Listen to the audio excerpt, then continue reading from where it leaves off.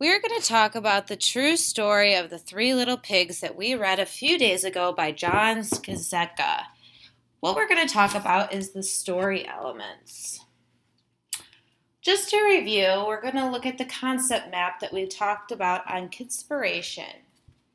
The concept map had the 5 story elements. Every story has these 5 story elements. We have characters, plot, problem, solution, and setting.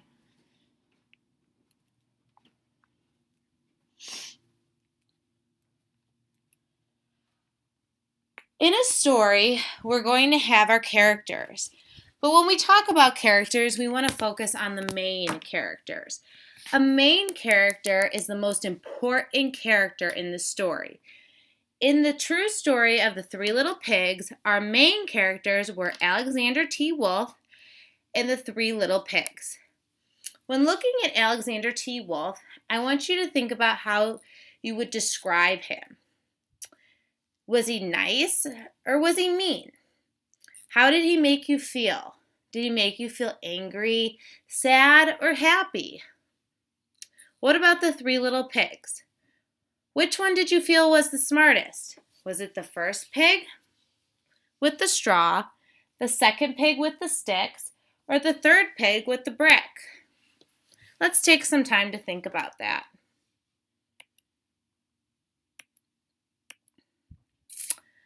Plot. The plot is the word to describe what happens in the story. When we talk about the plot, I would like you to try to wrap up the story in just 3 main points. The 3 main points are the most important parts from the beginning, the middle, and the end. Our most important part from the beginning of the true story of the Three Little Pigs is when the wolf went and asked his pig neighbors for the sugar. Our most important part from the middle of the story was when the wolf sneezed and blew down the first pig's house and the second pig's house. And our most important part from the last part of the story, the end, was when the wolf was upset with the last pig and was thrown into jail. These are our 3 main points in our story that make up our plot. Now let's talk about the setting. A setting is a time and place when a story happens. Sometimes in a story we have multiple settings. In the book, the story of the Three Little Pigs, we have our setting of the 3 pig houses. We have the straw house, the stick house, and the brick house. Now let's think about if we were building a house. What materials do you think you would use? Would you be the pig that built the straw house, the stick house, or the brick house? Or would you use a totally different material?